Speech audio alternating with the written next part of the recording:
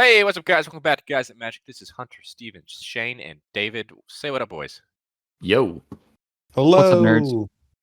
We are back. This time we are taking a look at the legendary creatures from March of the Machine, The Aftermath. This is the little set that came after March of the Machine. It's 50 cards as a total, but we're just talking about the legendary ones, talking about if they can be good commanders or not. We grade them, let you know what we think.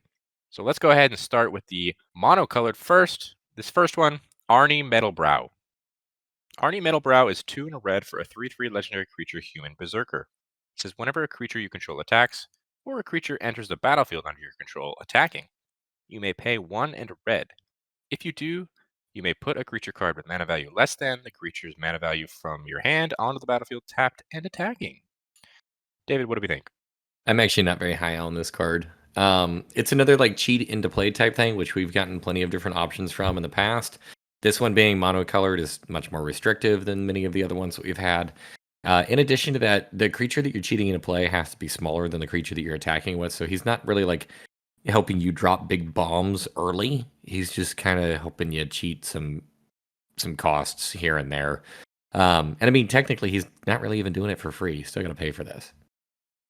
I think it's a pretty good card. Because it can kind of, in a way, cascade. Not particularly cascade off the top of your deck, but if you have a creature that's pretty high CMC that's attacking, you trigger that, pay 1 and a red, get something a little less. It's attacking, that can also trigger this, pay 1 and a red, do the same thing. Depends on what's in your hand, really. I'm kind of on David's side, dude. I'm not going to repeat everything you said, but the restrictions really do kind of turn me off of this card. It's not much of a restriction. Well, it's got to be lower than the attacks. Yeah, I know, but I'm saying that there are cards that can do this that are more fun, in my opinion. That this just seems like you're always having to go lower and lower and lower, where power normally doesn't. Like lower CMC doesn't mean better, in my opinion. True, depends on if there's I'll good disagree ETB. with you there. Yeah. Go ahead. I mean, in my mind, anytime I build the commander deck or I upgrade a precon, the lower the CMC of that deck, the more I'm usually able to do. I think that the lower times you're able to do much more. I mean, that's just my opinion on that. I mean, with Steven there, I'm all for dropping the mana curve. Like most of my decks that I actually build and tune, typically like a 4-drop is kind of where we stop. But I mean, even in a case like this, like you have to have those cards in your hand. You have to have other creatures already in play. And then like chances, I don't know. I just don't see this being very impactful. I see that this is kind of like competing with a lane that already exists. And I don't think that this does it better than any of the other cards that already do this. I mean, like, I would rather play Winota. I would rather play Kalia. I would rather play the new Hazaret that we just got. I just don't think that this is better than it. I agree. And unfortunately, that's where I start to agree with David. I think that if you're going to be doing mono red, I think that there are much better things to be able to do rather than just have this as the helm of your commander. I don't think this is doing it for me whatsoever. I still like it. I think getting something out for 2 mana instead of, let's say, 4 mana is always upside in my book. Let's move on to the grades, though, for Arni Metalbrow. I'll start it off. I'm still saying it's pretty average. This is going to be a C from me. Yeah, I think I'll join you, man. I think this is pretty average. I'll give this a C as well.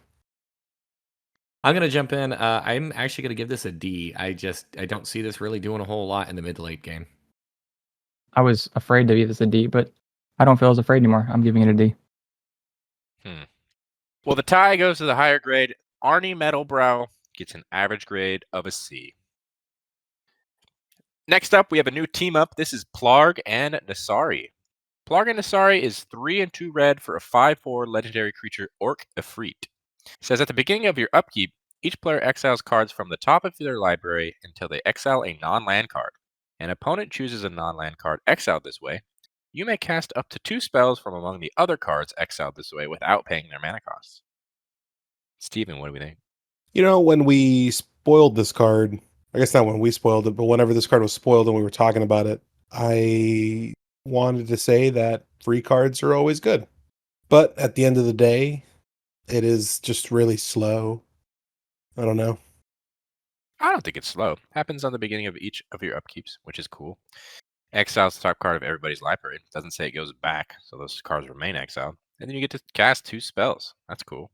Sure, but like, let's say we're just doing this, on turn 5, and then I got to wait till turn 6 to then get that trigger, and then by turn 6, everyone's boards are probably more developed than mine, and they'll probably just kill this. Are you saying I've you're seen it not before. casting anything but this for the first 5 turns? I mean, don't think he's trying to say that he's not. It's just like this is a commander that quite literally does nothing. It doesn't have any relevant abilities that help it out with combat. It doesn't do anything the turn that it drops. It has to drop and then see an entire turn cycle for it to do anything. And then even at that, you only get the option of casting the worst things that got flipped. Because your opponent's not going to give you the good stuff. I would hope not, unless you They strike only up a choose- deal. They only choose 1 card, and you get to cast 2 of the other things for free. So you better hope that there was only 1 good card, because if there's more than 1 good card, then you're forcing an opponent to choose which of the better cards to get rid of. This just reminds me of like a Tolly, but I understand it is slower. Shane? I don't know what else I don't have anything new to add to that. I just think that this is a little bit too slow for me. And coming at 5 mana, I really needed to be more impactful than this. I understand that like there's not a whiff potential, but like there is also potential that this really doesn't add anything to your overall game plan. There's the chaos factor involved, and yes, this one, I guess it's cool and that it's like whiff proof, but at the same time, I don't think this is really adding much for you, and it is going to generate hate later on. When I see this card, I think of the new Atali they got brought out from March of the Machines, and I'd much rather just play that and have that cool chaos factor and just have a really big beater on a stick and have that green component to where I can ramp a shit ton. I just with this, I don't know. I just for 5 mana, this gets killed the turn it comes down or the next turn before your upkeep, and then you got to pay 7. I know red has some rituals, but I don't think it's enough for me to want to play this. Well, let's move on to the grades. We will start with Steven. Steven, what does Plargg and Nassari get from you? To be quite honest with you, man, I really do think this card is a B, but just for the fact that it is slow and basically probably going to get a lot of hate when it comes down, I'm going to drop this to a C.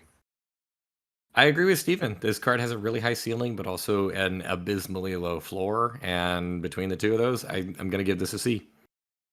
I'm going to give it a C as well. I am on the same page as all of you guys. This is a C from me as well. Plargg and Nassari. It's an average grade of a C. Moving on to the person that lost her spark after being completed. This is Nissa, Resurgent Animist. Nissa, Resurgent Animist is 2 and a green for a 3/3 legendary creature Elf Scout.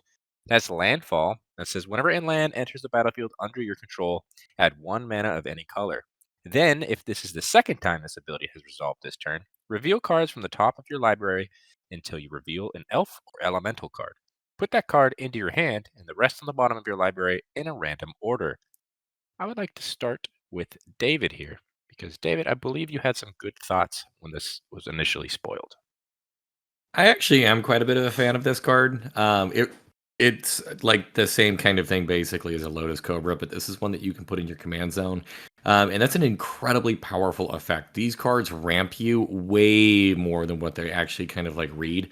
There's plenty of ways for you to be able to play like extra lands per turn, and every land that you play is going to end up resolving this ability too. So if you do something like a escape shift, for example, this card alone can generate you like 10 mana in a single turn. So you do have to recognize that those kind of abilities are incredibly powerful. I love the fact that she comes down early at only 3 mana. She's not necessarily going to be like combat heavy, but that's totally fine. And then she's also capable of grabbing 2 very relevant creature types. I think that elves, obviously, it's a very powerful deck that you can build that way. And then elementals, I don't think I necessarily want to be in mono green, but there's still obviously like a lot of really good elementals that you can grab there too. So I actually am pretty high on Nissa. All right, Hunter. I'd like to hear your thoughts after hearing David's thoughts. I'd like to hear what different things you have in mind for this card. I kind of agree with David here. I mean, having a Lotus Cobra in the command zone is very powerful. This is going to be another land matters deck, obviously, where you can go and grab Avenger of Zendikar with that elemental ability. I mean, not necessarily grab, but if you find it, it goes in your hand. I don't know. Nissa Resurgent Animist seems pretty solid to me. It's a good mana ramp. Shane? It is a good mana ramp. Mana ramp's important in EDH, right? Now you can always go get more mana. You don't have to worry about maybe if you can keep. I think actually with this card, you can keep a not perfect hand and not get punished, which I think is great. Steven? I'll agree to disagree with that point. But I will say this is green doing green things, and this is green doing green things in a very real tribe. I love elves. I played elves all the time, and this is definitely going to probably be the helm of a deck that I build soon. Yeah, absolutely. I mean, I don't know. Let me think. I think it's better in a 99 of something else. I'll say that. I do agree with Hunter there. I think this is probably better as a support card. No, I want her smacking face. Let's move on to the grades then, Steven. You were very high on this card. What do you think? I'm actually going to probably put this at a B. I'll be quite honest with you. I know that sounds kind of silly, but I really think that with the amount of ramp this card brings, to be able to find creatures, and there's tons of relevant elves and elementals that you can find, even though it's a little chaotic to find them, but you can't go wrong with a good old Craterhoof Behemoth to end the game, and I think that's where I lie with this card. Yeah, I'm going to say that I agree with it being powerful. I love the fact that it's only 3 CMC to cast. It's a great spot in Commander. However, its ability that it's only one color is going to hinder it for me. And for that reason, it's a C. I think that's kind of a silly little thing. It says add 1 mana of any color. So, like, if you can drop your first land, you can make a green. Drop your second land, you can make a blue or whatever. I don't know. Getting back to your point, maybe it is just generally better as a support card, but I'm still pretty high on this. I'm actually going to give this card a B. I am going to give this a C. Well, the average grade for Nissa is going to be a B. Moving on to the final card that is not multicolored. This is another card that lost their spark. This is Karn, Legacy Reforged. It is 5 mana for a star legendary artifact creature, Golem. It says Karn, Legacy Reforged, power and toughness are equal to the greatest mana value among artifacts you control. And it says at the beginning of your upkeep, add a colorless mana for each artifact you control. This mana can't be spent to cast non-artifact spells. Until end of turn, you don't lose this mana, as steps and phases end. Big time mana. Big time mana. I feel like this is going to be amazing in some sort of artifact combo deck that utilizes maybe playing cards from the graveyard, Steven, right? Like, I think you built a deck like that where you care about getting mana and filtering and doing some shenanigans. But do you think the top part is just like quote unquote flavor because it'll be big but can just be blocked by a 1/1 unless you give it evasion? I think the bottom part's what we really care about. I know this is going to sound kind of crazy. I actually kind of want to build this as Voltron. I think that with this being colorless, I think there's a ton of cards that can essentially just make this super powerful. I really actually kind of enjoy this card a lot. Maybe it's because it's like quirky and I like the weird ones, but I'm kind of high on this. I have a question to you, David. Is this ability powerful enough? I get it, you get colorless mana, but why did they have to add until end of turn? Would have been 2 turns, right? I feel like that is actually kind of odd on this card, and I'm not entirely sure why that exists. I do, however, want to wrap back real quick to Steven's point, and I think that Steven also kind of like answers Shane a little bit. You can totally build this as Voltron. If you've ever tried to put together a colorless deck, colorless actually does a very good job of ramping. And I know that sounds really weird because obviously every deck has access to colorless, but whenever you don't have to care about any colors of mana in particular, you can just put every kind of like cheap mana rock in your deck and all of them work. So long as they just generate that colorless, of course. But my point here being with this is that like he generates mana that you can then use on equipment and then equip it to him too. and then he's going to continue to like get bigger and stuff as the bigger things that you have. So I do think that Steven is presenting an idea that could be very real. That'll help make sure that he's not getting like chump blocked if you're putting like Sword of X and Y on this card. At the same time, I mean, like you can build him as just like a general go wide mana dork kind of. He's going to generate a lot of mana for you. My biggest concern with this is that colorless really struggles at card advantage. So being able to make sure that you always do have something in your hand. And I do feel like oftentimes you're going to hit a point in the game where you're going to have a ton of mana and nothing to spend that mana on. So that's kind of where I see some concerns here. Hunter, what are your thoughts on that? Yeah, I agree with you. I mean, Voltron's a very powerful strategy, especially in colorless, because you're just going to have all of your equipment just colorless. Easy to get. Beginning of your upkeep, adding a mana of each new equipment that you put down, also incredible. I don't know. I think this card's very powerful. I don't know if it will do enough in colorless, however. So, might be a hate generator too. It's going to get big out of hand very quickly. Table's going to force some sort of opinion on that. Let's move on to the grades, though. David, what are you giving it?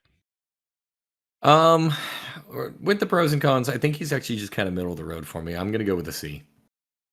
I agree with you there. It's a C from me, too. I agree. I'm keeping it at a C. Well, boys. Here we are. This card's a C. There we go. Karn, Legacy Reforged. You're getting an average grade of a C. Moving on to the multicolored legendaries from March of the Machine, the Aftermath. First up, Calix, Guided by Fate. Calix, Guided by Fate is 1, a green and a white for a 2/2 legendary enchantment creature human druid. It's got Constellation, which means whenever Calix, Guided by Fate, or another enchantment enters the battlefield under your control, put a +1/+1 counter on target creature. And whenever Calix or an enchanted creature you control deals combat damage to a player, you may create a token that's a copy of a non-legendary enchantment you control. Do this only once each turn. Very weird last line of text there. Well, I can get out of hand, I think, right? Yes. Just the fact that it says do this only one each turn. Oh. I've never really saw that on a card. I've seen that activate only once each turn or only triggers once each turn, but do this. Very interesting. But I want to start with Steven because this screamed Steven to me. I mean, yeah, pretty much. I mean, I would put this in any enchantment or enchantress themed deck I have. I mean, I think I've been looking at this card for a few days now, and I don't know if I want this at the helm or if I want this as the 99, and that's been my biggest debate, which I don't know if that's good or bad for what I want to grade this card. As a +1/+1 counter guy myself, seems like I'm always doing it. I think this is a pretty good card. Anytime an enchantment or this enters the battlefield, you get to put a counter on something. These are the perfect colors for proliferation, for doubling up counters, stuff like that.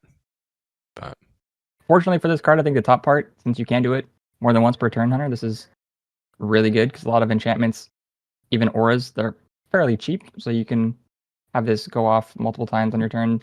The bottom part is unfortunate, but even just getting the one copy of an enchantment you control can be extremely broken. yeah, I don't think the bottom part is too much of a bummer. You deal It is damage to limiting. this, you're getting an enchantment, and you're getting another counter. I think that's pretty great. Yeah. This card could be Yeah, very there's fun. really not a lot of like. I even think that a lot of the enchantments that are out there, the non-legendary ones, are still really, really amazing. So I really don't even find that piece of text to be that annoying. Yeah, think about this for a second. Doubling season. Make 2 of them. That'd be really good, dude. All right, Hunter, make give me an 3 of 'em. enchantment that's not a +1/+1 enchantment. Give you an enchantment that's not +1/+1? Yeah, hit me. Anointed Procession. I Tokens. see what you did there, and I hate you. Double up on tokens, baby. Is Smothering Tithe legendary? It is not, no. Oh my god. Ooh. Ristic study. Not the right colors. I mean, Not the I right like where your head's colors if at. this isn't part of the 99. I like where your head's at, but All right, I'm starting to get a little high on this card. Let's keep going. So whenever I read this card the first time, I actually misread it, and I thought it said enchantment creatures you control deal with combat, not the enchanted, which actually does change my view of this card quite a bit. With it being just like an enchanted creature, I feel like this is really wanting you to force to kind of like go down that Voltron route to make sure that he's the one that's getting bigger and taking advantage of those +1/+1s. And like, that's cool and all, but if that is the lane you're going to start to choose, I do kind of agree with Steven. I think that there are just simply better enchantment decks out there. Now, his second ability is very powerful.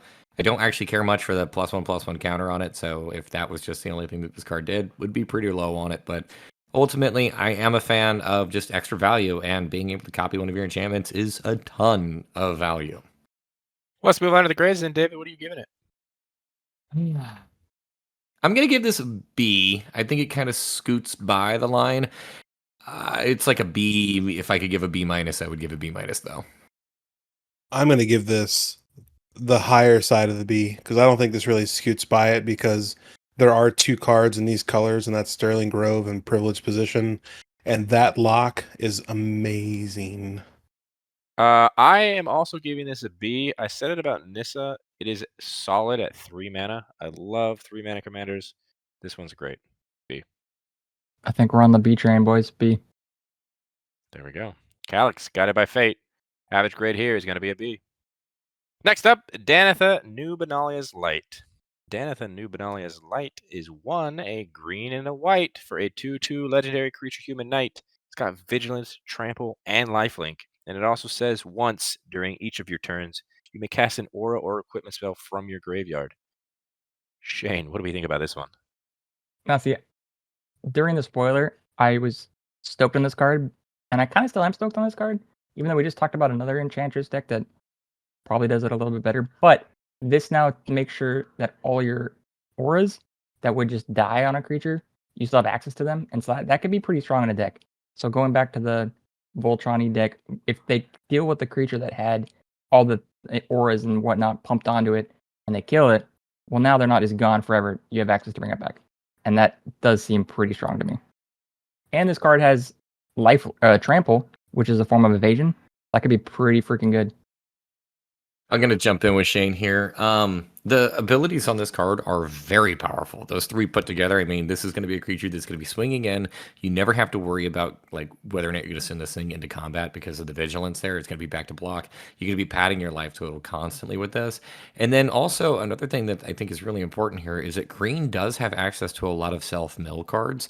And you can use this ability as a form of card advantage. So you start dumping some of those auras or equipment from your library directly into your graveyard, and then boom, you now have access to them. You can cast them, and you can potentially just like equip it or enchant Danitha herself. And with those already just like innate abilities on the card, she makes for an excellent Voltron commander. I think this is a card that's going to hit the battlefield early on and immediately become incredibly large and very difficult to deal with.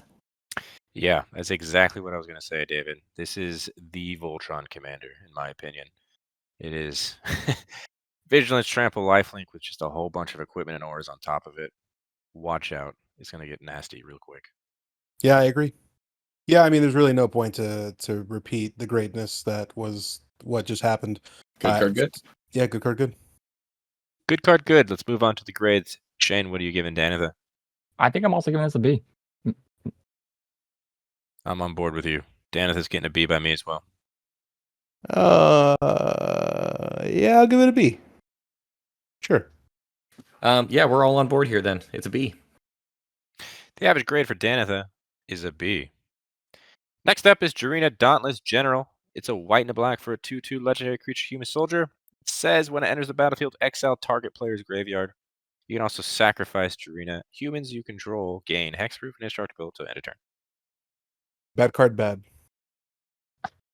I just think that this card probably isn't going to be a commander because you want it to be dead and then you have to keep casting it. So seems kind of weird.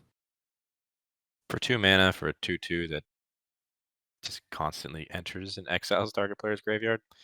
Not very strong when you do it over and over and over when people are just going to have 1 to 2 cards in the graveyard. If you're doing it like that. What does Dave think? I don't think this card is playable, to be completely honest. Unless you're playing in a meta where you're 3 opponents are all super heavy graveyard decks, like this card is just not doing anything. Yeah. The second ability I don't think is that great either. It protects your board if you're playing like human tribal, but you're in 2 colors at that point. 2-color human tribal. Let's go. Yeah, this card was definitely made for standard. This is more of a standard card than an EDH card. And for that reason, let's move on to the grades. I'm giving it an F. I'm going to probably give it an F too. Well, you know my rule. This card does something, so I'm going to give it a D. I'm going to disagree with Steven. I don't think this card actually does anything at all. I'm going to give it an F. Jirina gets an average grade of an F.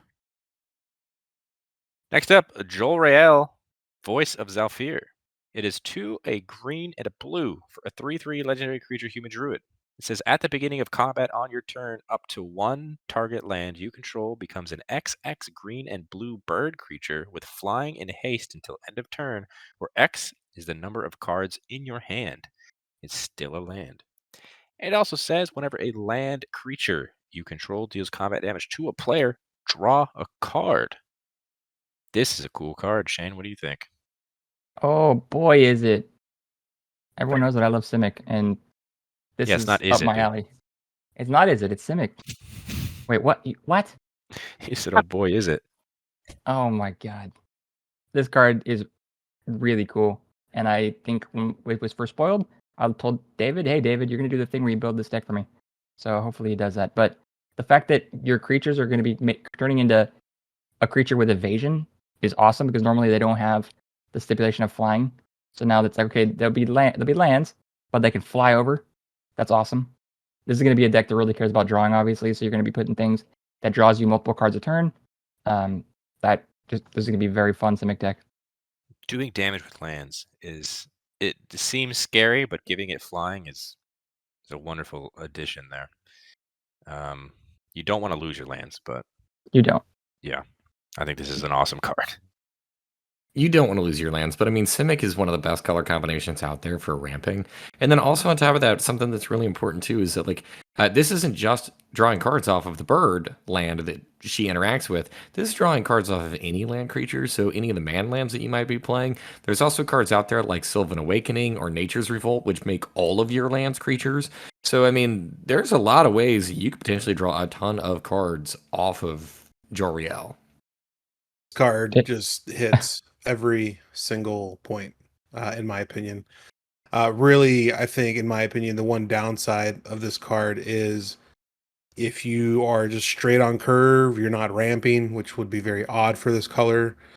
It doesn't say that the land untaps at the beginning of combat. So, I mean, technically you'll have a tapped card or a tapped creature land, but I mean, cool. If that's the worst thing I got to worry about, you know? It's only till the end of your turn too, so it goes back to being a land. So yeah, unless your opponents can target it on your turn, which would suck. Doesn't the up to 1 mean that you can just choose 0, or is that not how it works? Yep. Yeah, so you don't have to turn a land into a thing if you don't want. Oh, no, never mind then. You can. Right, I was to the point if you said that it'd be tapped, like just don't choose one. No, I mean assert dominance. Oh, then assert dominance. So what are we doing? We doing man land tribal? Yes, sir. 99 lands. 99 lands. Well, let's move on to the grades. I want to start with Steven. What are we giving Jolrael? Straight B. I mean, hits every point. We've been high on these cards so far, and I'm going to agree with you. This is a B from me. I'm going to be biased because I love the color combination, and I'm going to give it an A. I'm going to give this one a B as well. And Hunter, to add to your point there, I'm a little disappointed that we've been so high on these cards with the way that the set has been released. Jolrael gets an average grade of a B. Next up, another Planeswalker that lost their spark. It's Kiora, Sovereign of the Deep. 3, a green and a blue for a 4/5 legendary creature, Merfolk Noble. It's got Vigilance and Ward 3. It says whenever you cast a Kraken, Leviathan, Octopus, or Serpent spell from your hand, look at the top X cards of your library, where X is that spell's mana value. You may cast a spell with mana value less than X from among them without paying its mana cost. Put the rest on the bottom of your library in a random order. Hunter, let's start with you, dude. I love this card. If you guys haven't seen it, I made a Kinesos deck on the channel. That was also had to do with Leviathan, serpents, and all the other sea monsters. And it had to do with scrying. This one, I get a little bit more options. And I get to cast stuff for free that's less than the mana value of all those giant sea monsters. Count me in, man. I love this card. Yeah, I have. David brought this up last video. So many Kraken, Leviathan, Octopus decks, and this just kind of checks those boxes again. I love it. Simic. And it's Simic, dude, back to back. I'm high on this card as well. Anything that gives you free cards, quote unquote free cards, I'm on board with. This deck will be kind of clunky, not clunky, Hunter, but you got to start casting really high things, which won't be hard, like we always talk about ramping. But you're going to have to cast the big things to then hopefully dig deep and then cast more big things. I'm going to go ahead and I'm going to join in as a little bit of a Debbie Downer on this card. It's 5 mana for a card that doesn't really do anything the turn that it comes into play. Like, you want to be dropping one of these big fatties into play, and that's fantastic and all, but you're probably not going to be able to do so the turn that this drops, considering that this does cost 5 mana. I do like Ward 3 on this card, as it does really help to protect it. It's just, for 5 mana, I need something that's impactful right now, and this is something that's just like, it's going to telegraph to all of your opponents, hey, next turn, I'm going to try to drop one of my big, like, monstrous creatures. Feel free to just, like, take me out in the meantime.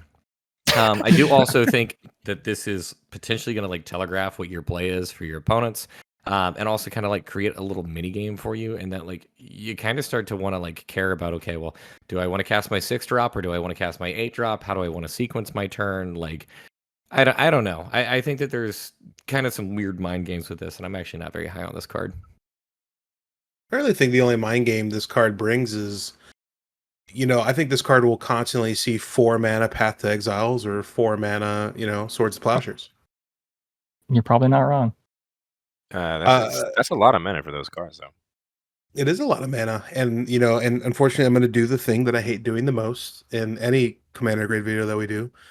And I'm going to agree with Hunter here. I think that this card is super solid. I think Vigilance and Ward 3 on this card is a bit really aggressive for a 4/5. Granted, it's a 5 mana cost commander, but at the end of the day, this is Simic, and I've never worried about ramping in green and blue. The amount of card draw we can have here and the amount of amazing Kraken, Leviathans, Octopuses, or Serpents. After watching Hunter's Kinesos video, I can only imagine that this would be just as terrifying. Yeah, because this, I mean, there is a potential maybe a little bit to whiff, but like the other deck that Hunter had, there was definitely a potential whiff. But this one opens the doors a little wider, which is nice. But again, well, this opens the doors. I mean, dude, this blows the doors open. Yeah, I know. You cast either a Kraken, Leviathan, Octopus, or Serpent, and you're looking at the top X, and you can cast a spell. So that's instant, sorcery, or creature, or enchantment. No, I know. That is nutty. I'm with you. I'm just saying, like, to David's point, most likely 5 drop, like on turn 5, you're gonna play this and then just say, okay, team or board, don't kill me. Well, they would have to spend the extra 3 mana to kill it. That's true. Do they really want to do it? Maybe they might be wasting their whole turn. Yeah, but that's just how scary your next turn would be, potentially. Essentially, you could just be bluffing the whole time. That's true. Maybe too. You don't have one of those yet. I mean, if that's the case, though, like, that's a disadvantage for you, not a disadvantage for your opponents. My favorite thing about this card is Ward 3, and yes, Ward 3 is very real. Like, a 4 mana path is a lot of fucking mana for a path. I view this as a card that, like, it's going to interplay, do absolutely nothing, and generate a massive amount of hate. And I think that's exactly why Wizards put that Ward 3 on this card, because they were like, all right, this card's like really, really good. What can we do here? Well, let's move on to the grades. I'll go first. I'm biased here. I'll say it. I'm biased. Kiora's getting a B from me. I'm not biased, and I'll join you. This card's a B. We've given way too many Bs in a row, but maybe I'm biased as well. I got to give it a B. I'm going to stick to my guns on this one and be the outlier at a C. Well, Kiora gets the average grade of a B.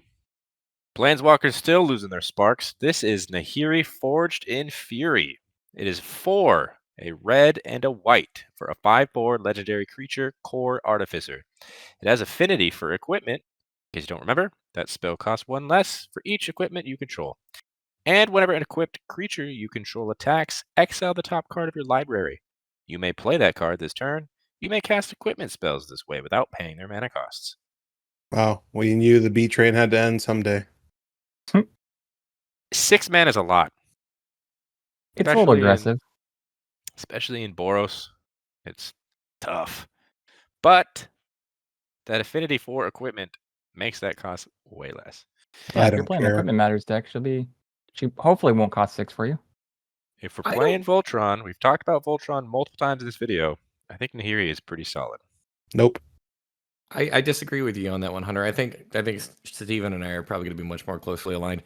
Our affinity for equipment is cool. Affinity is a wonderful mechanic. I don't think you're probably going to have more than 1 to at max 2 equipment in play by the time that you get to where you're wanting to cast her. So she's still 5, maybe 4 mana at that point. I'm not a big fan on this. This is a card that I don't know. It's another Voltron-esque style card, but this does nothing to protect itself on its own. And starting at 6 mana is just so low. I mean, not to mention that I have those equipments on the field. I cast Nahiri to hopefully not cast her for everything, and then hopefully I have enough mana left over to equip them. Well, hopefully you'll be equipping them in the turns prior. And then all it says is an equipped creature, so like this creature can attack.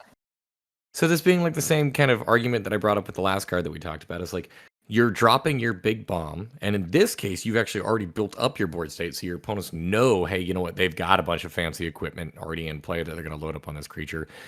And then you're really going to pass the turn and be like, hey, by the way, just please don't interact with me, because if you don't, the next turn I'm going to smack you for a ton. Your opponents are playing Magic too. That's true. I'm just saying you can. Yeah, you'll be telegraphing, but by turn, I mean, 5 maybe you could have an unequipped creature that would attack after you play Nahiri, so she could do something the turn she comes into play, which is nice. You could even kill someone if you had a way to flash in equipment and attach it, which there are cards that do that. This just triggers on attack. So if you pull off an equipment spell that's huge off the top, that'd be pretty cool. But again, that's Magical Christmas Land. David. Yep. Hey, what's your record on being able to play or cast the top card of libraries?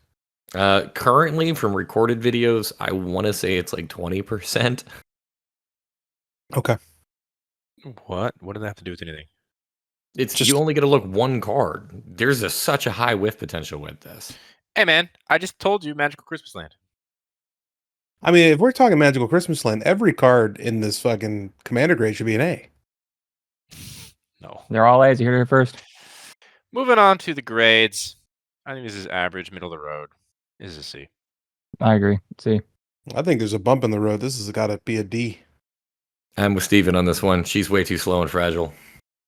It's a D. Average grade for Nahiri is going to be a C. Moving on to Narset. Enlightened Exile is 1 a blue, a red, and a white for a 3/4 legendary creature human monk. It says creatures you control have prowess. And it says whenever Narset Enlightened Exile attacks, exile target non-creature, non-land card with mana value less than Narset's power from a graveyard and copy it. You may cast the copy without paying its mana cost. This is a pretty cool card, David. What do we think? This card is insane. She gives all your creatures prowess, which is a really cool effect there. But I can actually see you just like chaining this and running away with the game, where you're kind of just doing like an infinite amount of combat damage, an infinite number of like combat steps potentially with this, because it's every time that you attack, you're going to exile. You're playing from any graveyard too, so you're not even just necessarily playing from your own. She's going to hit the game relatively early, and I think that there's a pretty high chance that, like, if she swings, she's just gonna win. Yeah, you can't let this chick swing. Yeah, that's what you're saying. It's like the other Narset too. This one's just like the other Narset, in that like you have to kill this thing on sight. Creatures you control have prowess just by itself is so awesome, and it being in 3 colors is incredibly powerful. I think this is a bonkers card. think it's going to be a hate generator for sure, because even just her not attacking, people are not going to want her on the field. I mean, it's a good thing you have blue and white in this commander's color identity. You have all the best things to help protect her. Plus, I mean, deflecting SWAT in red is another very real card too. Like, there's things that you can do where you don't even have to keep mana up to protect her. Oh, 100%. Playing all those cards you just named, David. Plus is everybody on your team. I just look at it like this. This is a card that it drops a little bit earlier than the other cards that we've talked about. And there are better ways to be able to protect this. White does a really good job of protecting. Blue gives you access to counterspells, and red gives you access to redirects. Plus, on top of that, if she does swing, like I said, I don't think she loses the game. I think this is a commander that, like, if you manage to attack with her once and be able to take an extra combat step, every time you're casting spells, her power increases, which means the spells you're casting from graveyards increase in mana value too. And you're going to end up hitting a point where you just take either infinite combat steps or infinite turns. Steven, got anything to add? No, dude. I mean, this everything that we have to talk about is just written on this card. Well, let's move on to the grades. I think we're all on board with Narset. David, what are you giving Narset? Easily an A. Mm-hmm. Yeah, I'm right there. This is an A. We'll go A. Yeah, I mean, I know it's not going to change the grade, but I'm actually going to give this a B. I think this is way too strong. That is the only reason why this card gets a B, is because it is so powerful. It is just, people are going to hate to see this played, and I think that building this deck, you're going to have to build it with a lot of high cost counters, redirects, and like just saving spells, because otherwise you're not going to be able to play this game. Yeah, Narset gets an average grade of an A. Next up is Nashi Moon's Legacy. Nashi Moon's Legacy is a black, a green, and a blue for a 3/4 legendary creature, Rat Shaman. It's got Menace in Ward 1. It says whenever Nashi Moon's Legacy attacks, exile up to one target legendary or rat card from your graveyard and copy it. You may cast the copy. That's a really bummer on that last part, right? Having to pay cast for it. Yeah. Yeah. It is kind of a bummer. What do you think, Shane? I like that the CMC is low, and I like that you get some relevant text. And I also like the fact that you're going to be copying things. But like you just said, man, you have to pay for them, and that is a downside for me. Isn't it funny how before we were saying, man, vanilla creatures, they're like, never, you don't see vanilla creatures anymore in Magic, Power Creep, blah, blah, blah. And now we're just like, I can't cash it for free. This is garbage. Yeah, that's ridiculous, dude. Welcome to Magic in 2023. I actually kind of like this card. I'm not gonna lie to you. I think this is a really good color combo to put things into your graveyard to have this attack. Granted, I do understand everyone's point on I can't cash it for free, but at the end of the day, I think you're also in a really good color combo for ramp to a certain extent. I think this is actually going to be kind of a fun card. I just think it's a bummer that you have to exile the stuff out of your graveyard. You just don't get it back. And then the copy, if that dies, then it's gone forever. You get 2 shots, dude. Yeah.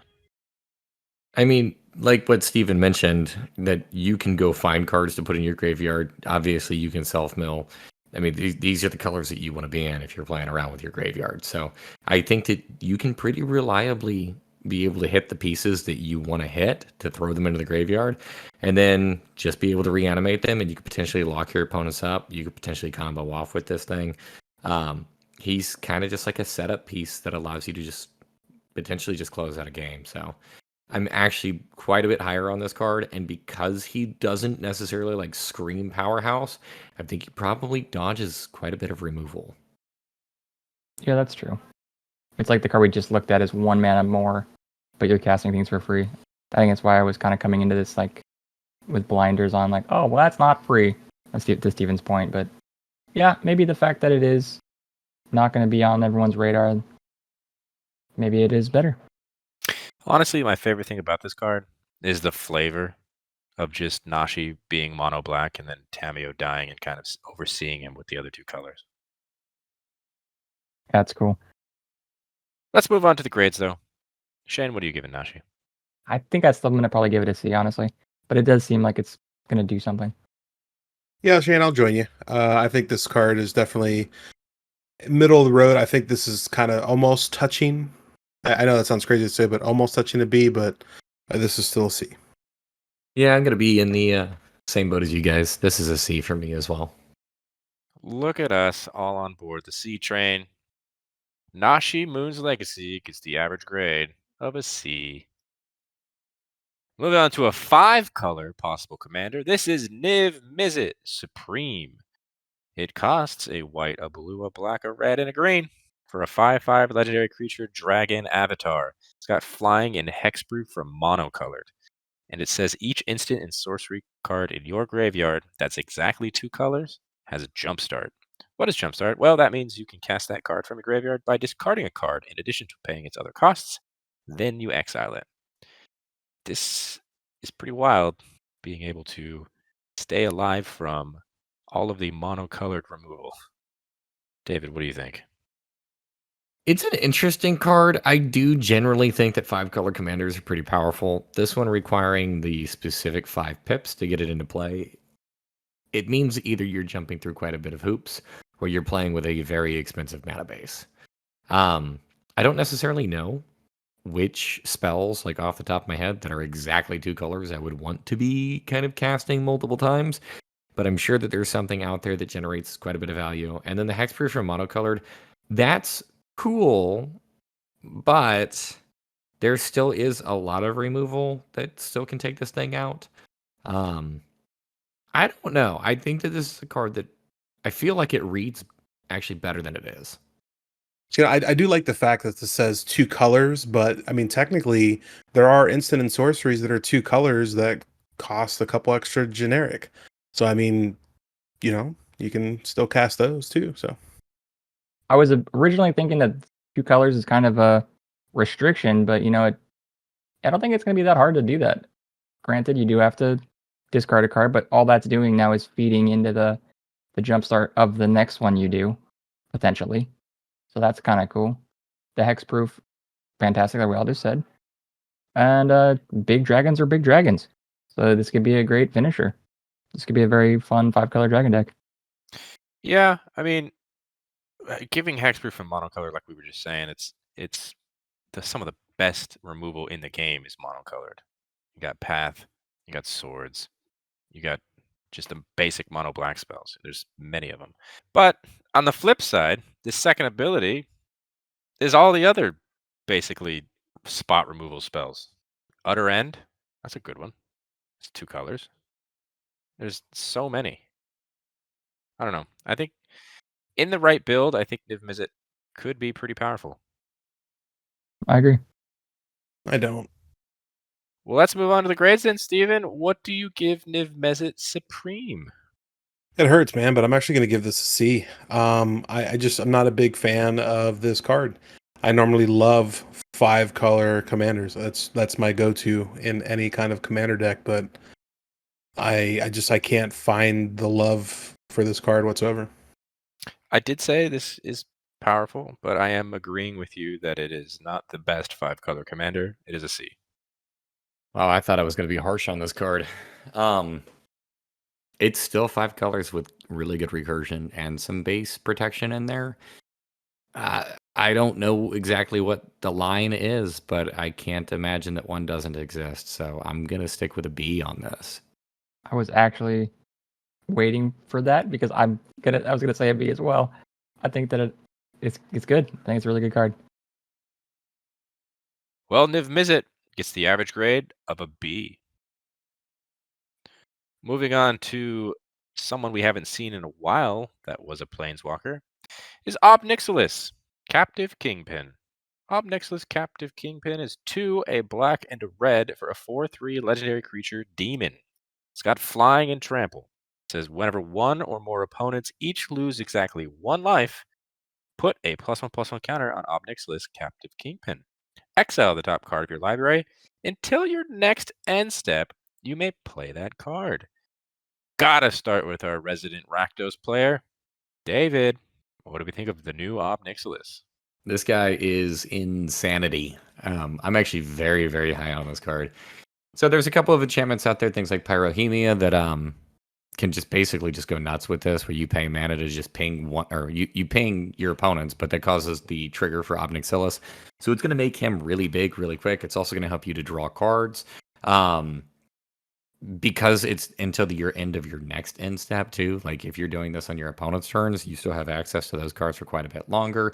And then also super important to notice, there's a 2-card combo with this card with All Will Be One, where if you're capable of pinging just a single one of your opponents, the 2 will just combo off and drain your opponents out.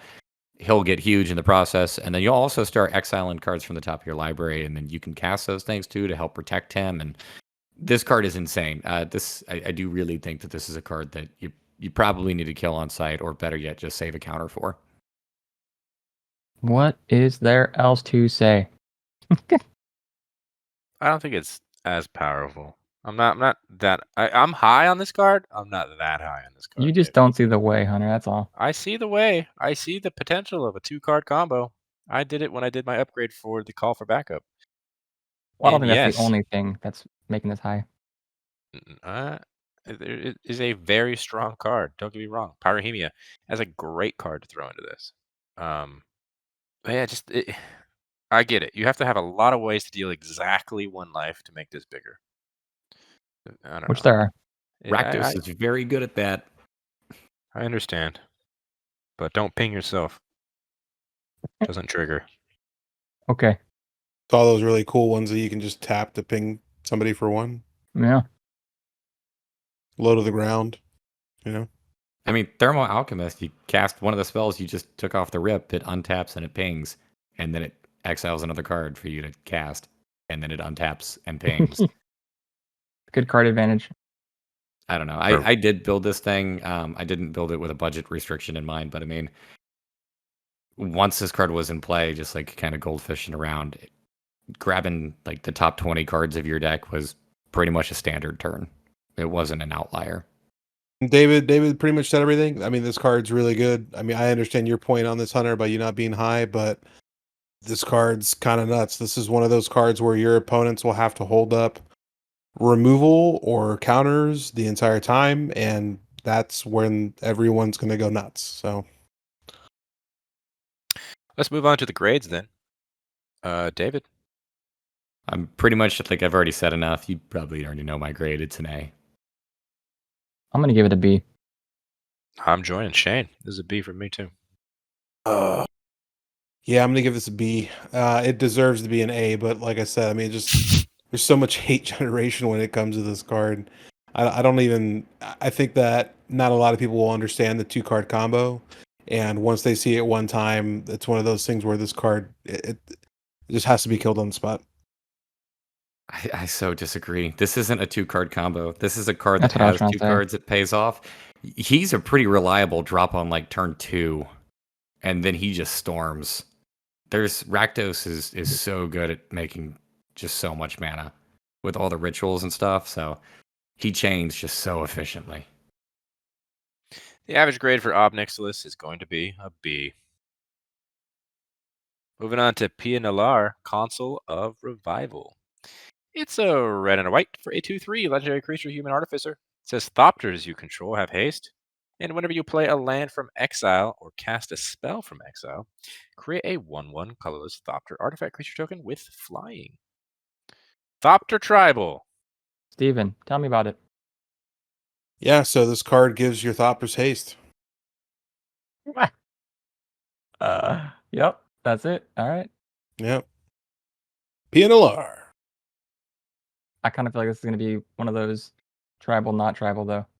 We've seen many decks that David has made that he calls tribal decks, but they don't really make tribal decks. It's just kind of the centerpiece making that, and that's kind of what I think this card will do.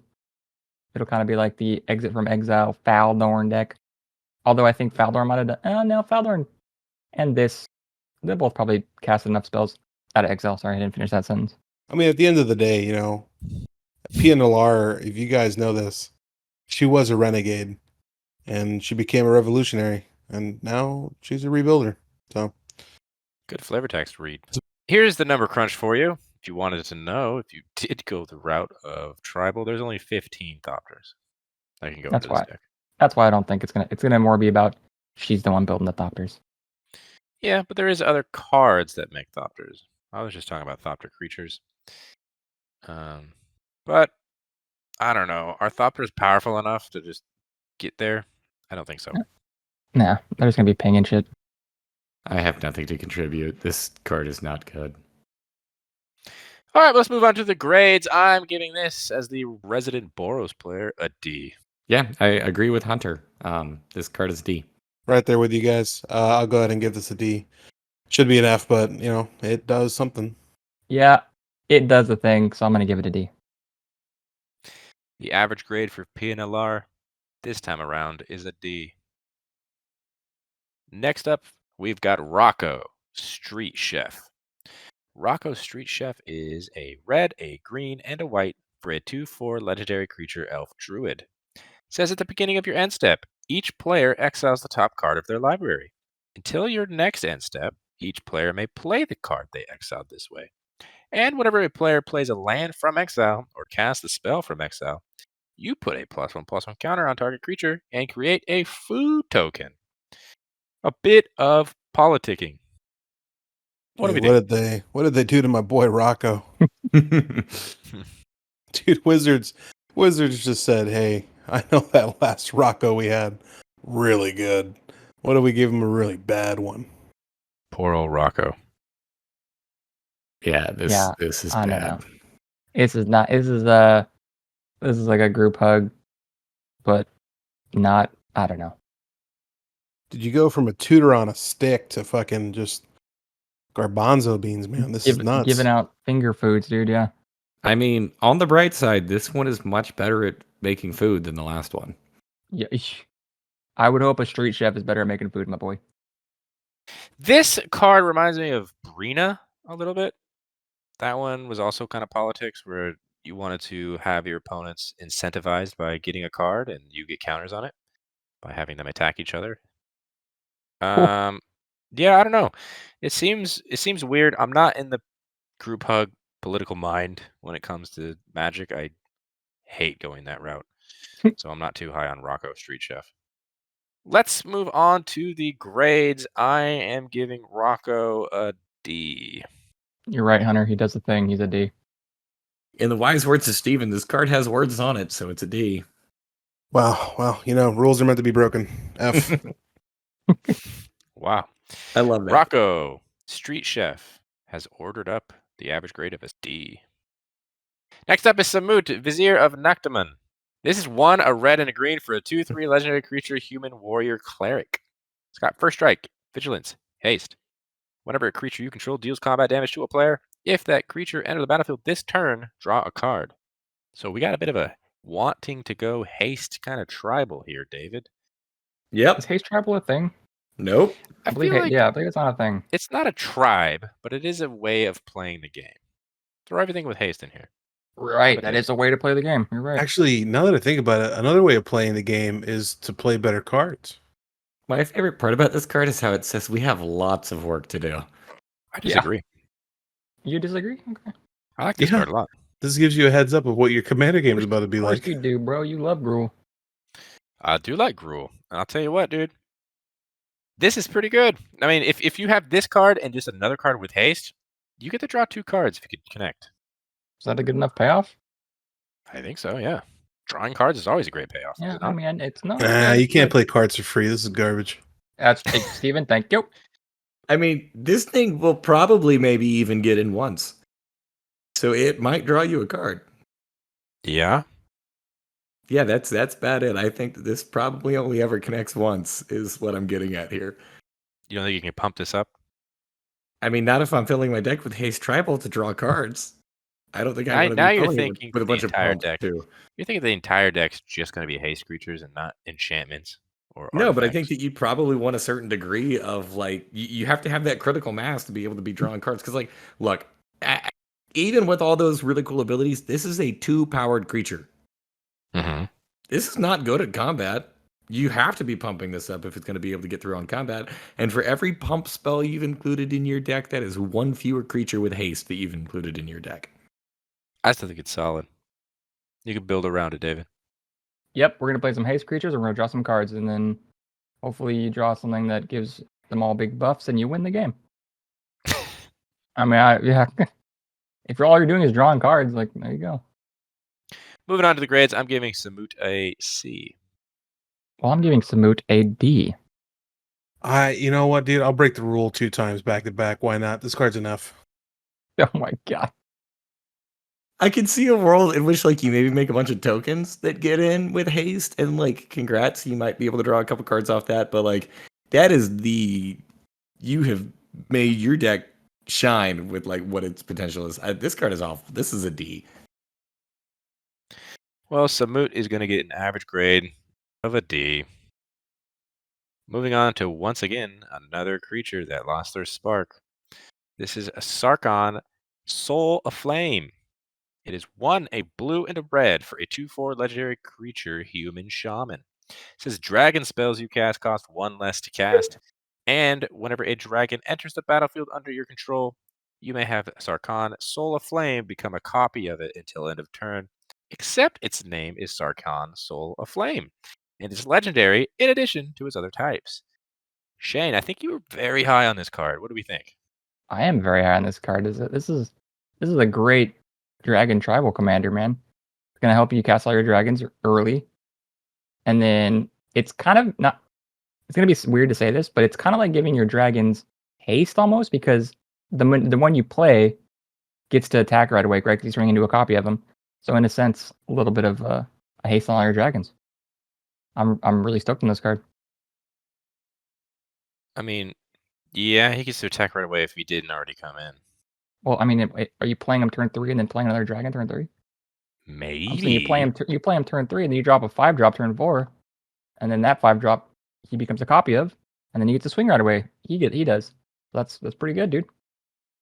Unless you dropped a hasty dragon, they both get to attack. There you go. I'm stoked on this card, man. Out of all the dragon tribal decks, this would be a fun one. There's a lot of good blue and red dragons, and I want David to build it for me. Thank you, David. What do you think of this card, dude? I completely agree with you with pretty much all the points that you just mentioned. I love the fact that he comes down early. I love the fact that although he is like making kind of like a pseudo copy of your dragon, he's not really kind of like the big threat, because big threat is the dragon that you just cast. So I think he's kind of got like a weird layer of I don't think your opponents are going to hate him out immediately, but he's definitely just like a value engine that's going to get there over the course of the game. So I'm pretty high on him. Hunter, can you give me numbers on blue-red dragons? That's a lot. We just want to make sure there's enough. All right, Steven, just for you, the amount of dragons that are in Izzet is 187. I was so close. So what you're saying is there's enough dragons to make this pretty viable. Yes, sir. I think this card's really cool. I think that this is probably one of the first ones that I've seen that would be really good at the helm of a dragon deck, or just part of the 99 of any other kind of dragon deck. I mean, to just kind of add on to it, there are tons of other cards that make your dragon spells cheaper. So I think this is just really great. I can't actually wait to kind of play around with possibly making a deck like this. Yeah, I'm going to agree with all of your guys' points. Sarkhan is a really good dragon commander. I'm not one for dragons normally, but this would be a lot of fun to play with. All right, let's move on to the grades then. Shane, Sarkhan, what are you giving it? Biased opinion here. He's an A. Whoa. Yeah, that's a bit aggressive. I'm going one below and giving it a B. I'm going to join you down below and give it a B too. Ooh, 3 Bs. Average grade for Sarkhan, going to be a B. Moving on to Sigarda, Font of Blessings.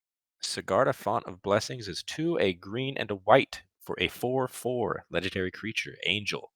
It's got flying. It says other permanents you control have hexproof. It also says you may look at the top card of your library at any time. And you may cast angel spells and human spells from the top of your library. This is a fun one for sure. I think this is very powerful. Well, tell me about it. 4 mana for a commander in these colors is a really good sweet spot, in my opinion. I think the ability to look at the top card of your library at any time is one of the most powerful things you could do in Magic. especially if you can manipulate that top card. We know there is definitely cards. Sensei's Divining Top. So you can always make sure you have those angels and human spells from the top of your library. It's basically just card advantage. It is basically just card advantage, 100%. I know Dave was really high on this card, though. I am actually very high on this card. I love like the human and or angel travel. Oftentimes those two work together really well. Also, I just look at a card like this and I think, why stop there? Why not just be a complete asshole? There are so many hate bears in that are humans. So just like fill a deck full of those, and then boom, now you have a creature that gives all of them hexproof. And like your opponents are just full time, and that's why I love this card. I'm actually not a big fan of this card. That's why we do this conversation. Let's go. Yeah, I mean, no, let's go down. So, 4 mana in this color scheme, definitely there's no way you can pull that off. This card is flying, which everyone knows is pretty easy to get. I mean, giving your permanents, your other permanents, hexproof is never good. You know what I mean? I don't, being able to see the top card of your library, just why would that doesn't make me want to play the game. It's kind of a downside if you think about it. It's boring almost. Like if I just know what I'm going to have, like I don't know. And then being able to cast the cards on the top if they're of the specific requirement. Like what about the cards in my hand? Yeah, this card's boring, dude. This card's just like, it makes the game too easy. I don't like it. All joking aside, I have nothing else to add besides all the things you already said, so I'll just go ahead and say that this card seems a lot of fun. Let's move on to the grades. Sigarda, I'm giving this a B. I'm giving it a B as well, dude. I'm going to go against my better judgment on this. I'm actually going to give this an A. Woo. Whoa. Wow. I mean, Steven did talk me into it. True. Yeah, I'm nowhere near that. I'll definitely go B. That's one grade different. How are you? Yes, You're nowhere pretty close near to that. Nowhere near it. Sigarda, Font of Blessings. It gets an average grade of a B.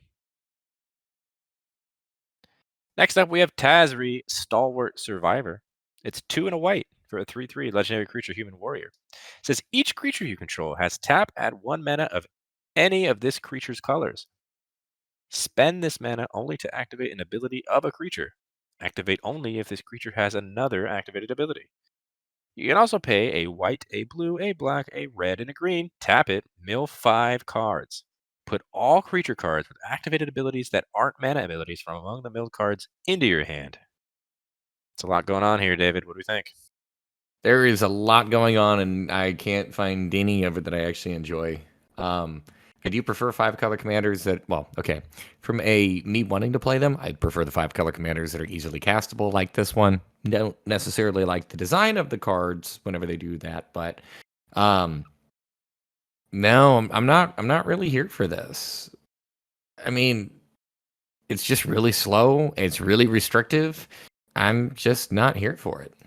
It's like they took the Sisay that is mono white with the, Wooburg tap, and they kept that mana cost and then the Wooburg tap and then just put a bunch of shitty text around it. It's really weird. Beautiful. That was beautiful. Thank you.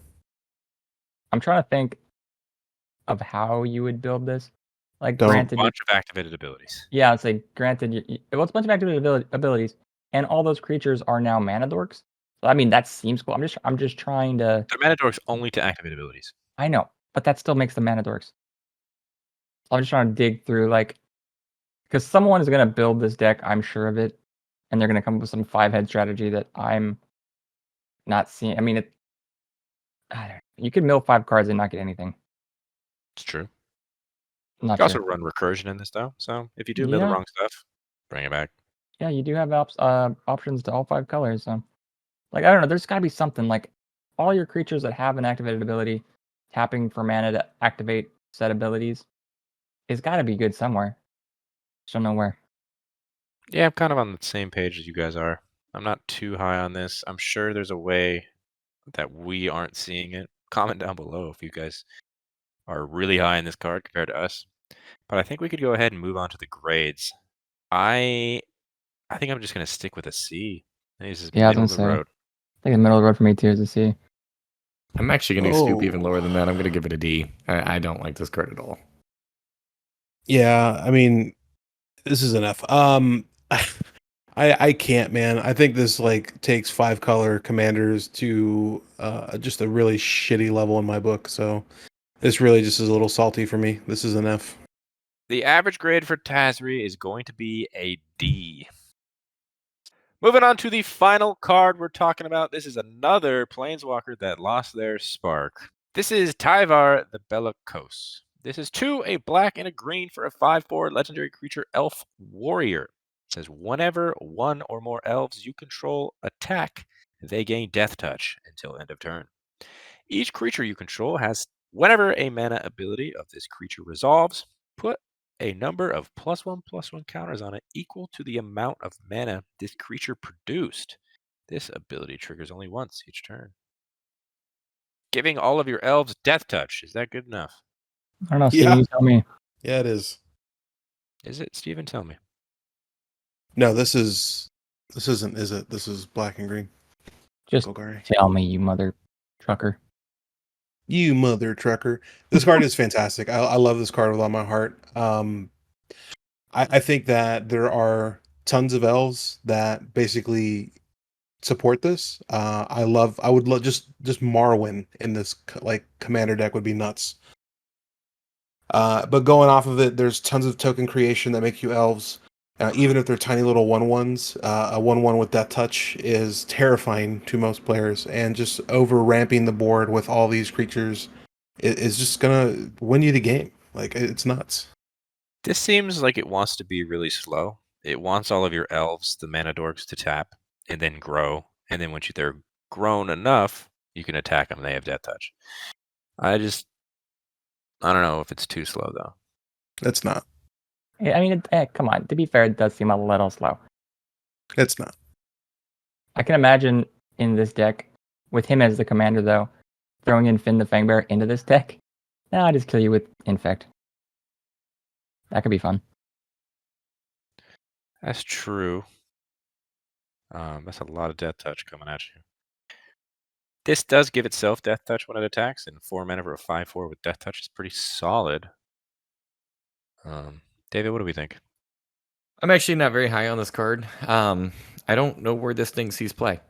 To kind of argue what you guys have been talking about, I don't really care about a 5/4 with that touch. If it's a 5/4 and it's swinging in, it's probably going to kill what would have blocked it to begin with.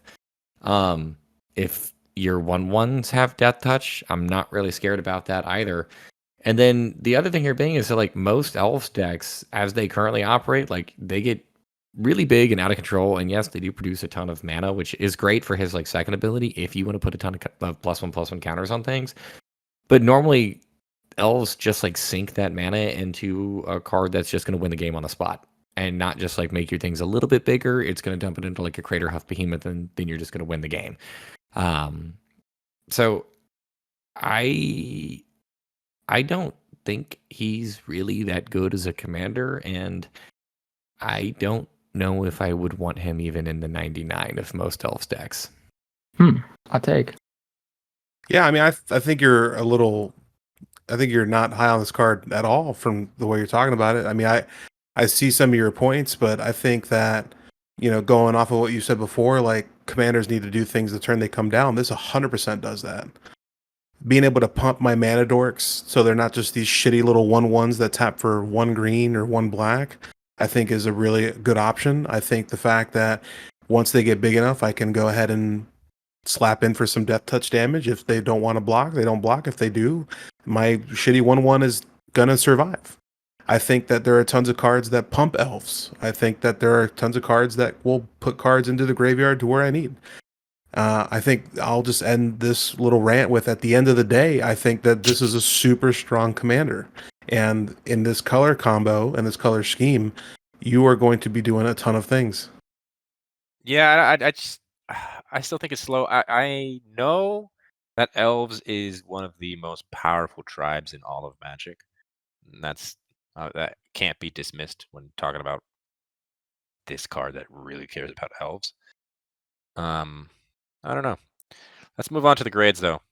David, what are you giving it? Despite what I've said, I think I'm gonna give this a C. It still does things. It takes elves in a little bit of a different direction than what I'm used to. I know that's not necessarily a bad thing. I'm just gonna stick with the C. I think going off of what David just said, I'm going to give this a B. I think that this does something that you don't really see in a lot of elf decks. It's really just turn sideways, make a lot of mana to hopefully get putting that Crater Hoof out and just swinging in for the fences. And I think that this is going to make more of an attacky themed deck rather than just hold back your forces and hopefully nobody wipes the board. I'm gonna stick with my C. Yeah, and I will also, I said it before, I think it's a little slow just based on the fact you want to tap your mana dorks to get those 1/1s and then attack in. I don't know. Tyvar will probably die before any of that happens. So I'm going to give this a C myself. But the average grade for Tyvar is going to be a C. And that is going to do it for all of the legendary creatures from the newest set, March of the Machine, the Aftermath. Comment down below if you guys agreed with our grades. If you disagree with any of these grades, also let us know. We're always interested to see if we missed anything. While you're down there, hit that like button. Subscribe to the channel if you haven't done so already. What are you waiting for? We're always coming out with new content consistently. If you check the description, you'll find links to our Instagram, our Twitter, our TikTok. That's @GuysThatMagic for every single one. Follow us on those. And until the next video, I hope you guys have a great rest of your day. Peace. Bye. Bye.